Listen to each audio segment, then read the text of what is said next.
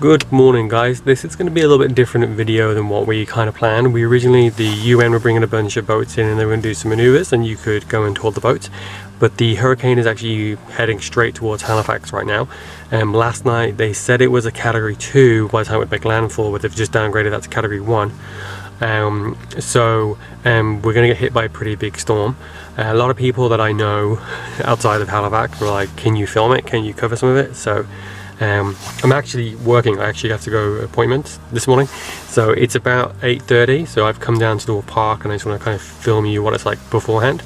I have no intentions of actually being out when the storm makes landfall.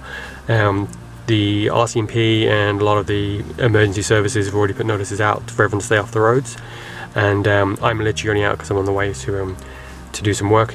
But I just wanted to get some footage of the Wolf Park and kind of show you what's it like now. This is more just for kind of a documentary rather than anything else, just because it's what we do, and you know, I kind of want to, in a weird way, be able to look back on this and remember what it was like. So yeah, it's going to be a weird video. It's going to be different from what we normally do. It's probably going to be a lot of me rambling and trying to get you shots. They may not be the best, and obviously safety is first. My first concern, and that would be the same for everyone in the city.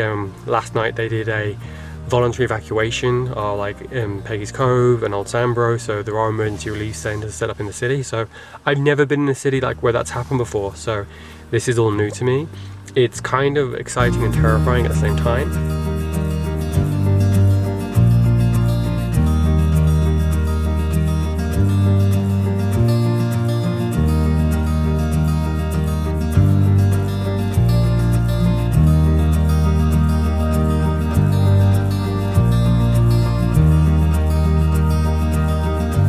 So right now I've just come to Sobeys just so I can kind of give you guys an impression of what the food situation is like. Mostly people are going for like non-perishable items like snacks and things you could have if the power goes out or if you have a prolonged power outage. But obviously some people have been planning this since Tuesday, Wednesday. It's now Saturday, storm's a few hours away, so some of the stuff's thin. So as you can see right now, you know, there's people still arriving, people are still trying to get last minute supplies or maybe even get their first set of supplies, which is going to be hard because the storm's only a few hours away now. I'm going to probably run in and try and film some of it. I'm not going to try and get anyone's way. Again, I'm just going to try and show you what it's like. The whole idea of doing this kind of vlog is just more a case of showing you what it's like. I don't want to fear anybody or make anyone's life more difficult than it is, because obviously this is a stressful time for a lot of people, because, you know, we don't know how bad this is going to be.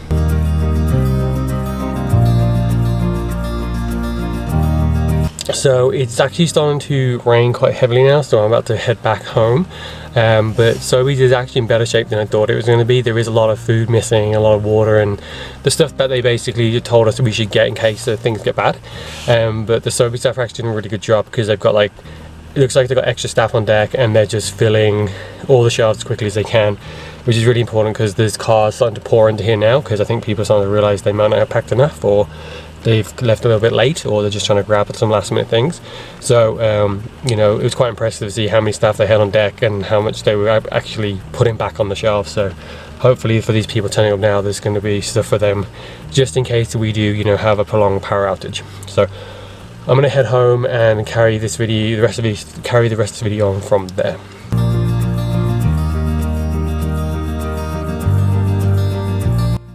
So I've made it back to Regina where I live.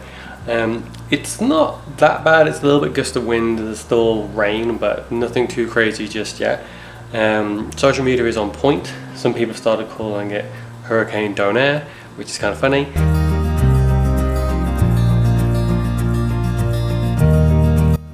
So it's about 3 o'clock now. We just found out the storm's been upgraded again to category 2. So it's going to get a lot more windy. The canopy of trees really starting to move. It's getting quite difficult to film for you guys just because it's so close to us, but I'll do my best. But yeah, a lot more trees are going down. Pretty much the whole province is out of power now. So we're probably going to have higher winds, and it's probably going to be, at this point they're saying Tuesday for power to go back on. So it's going to be a bit of a long day and a bit of a long night. So it's just about 4:30. Our internet's gone out. but the cell service is still up, so we're okay in terms of keeping in touch with what's going on out there. Someone just posted a picture from Lawrencetown Beach of the actual, what looks like the funnel of the storm, which was kind of terrifying. It's getting a lot more windy now, and we've had to actually start lighting candles just because it's getting pretty dark. I'm getting kind of scared actually, so I'll keep you posted, but then we're going to probably pack an emergency bag in case we have to leave suddenly.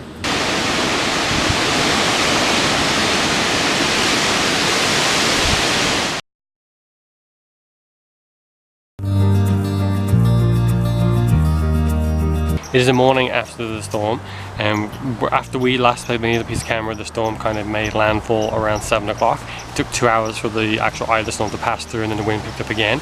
There's 335,000 people without power in Nova Scotia. We're one of those people. Right now we're out. We're not going to be out for very long because the emergency crew is asking us to stay off the roads.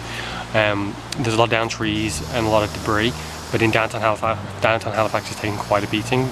Construction crane came down, the boardwalk's basically been shredded. So it's going to be 3 or 4 days before we can kind of fix the mess, kind of get an idea of what's going to happen, or we can get power back to the people. So we want to show you what's going to happen where we live, which isn't too bad, but there's a lot of down trees, and it's just a lot more messy than I think people thought it was going to be.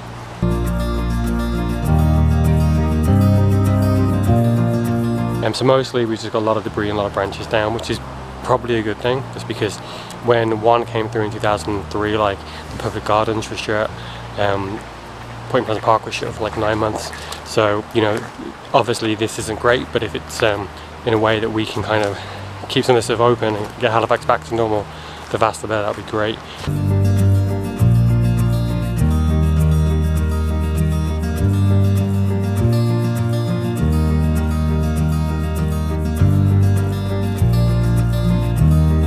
So back at Dwarf Park, this is where we started the video yesterday, and by the looks of it we haven't got out and walked yet. It looks like Dwarf Park is taking a bit of a beating. There's several down trees, there's a lot of debris, a lot more than what we saw in Hemlock Ravine Park because we open to the ocean here.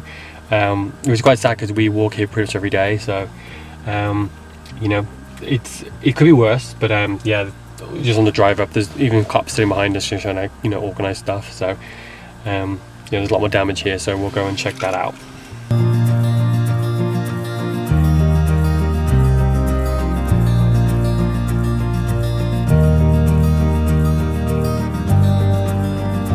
It's really sad that, you know, I spend a lot of time here, and there's a lot of people that spend a lot of time here. They do a lot of events here as well, so to see so many trees down, and you know, obviously the first responders did a great job because these would have been in the street and I've cut them up and put them away so people can get in and out.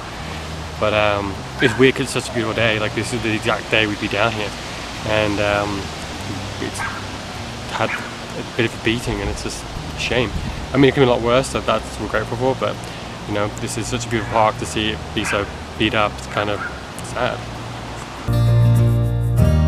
Right now we've just left Dwarf Park. The rest of the park seems in a lot better shape than it was, and again, compared to Downtown Halifax, it's got off pretty lightly.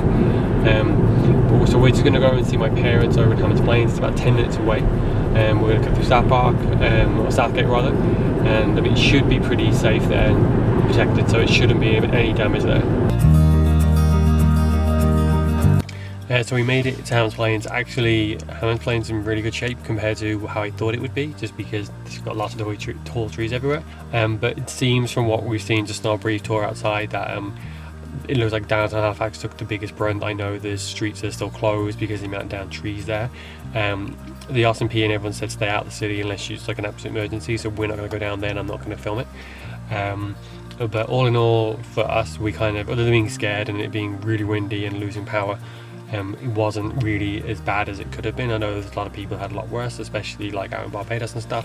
So all in all, pretty grateful to be okay and the storm to be over. But it's been my first storm and it was quite scary. So not wanting to do this again soon, anytime. But thank you for watching along. If you have any questions or think you want to, or any stories you want to share, let us know in the comments below.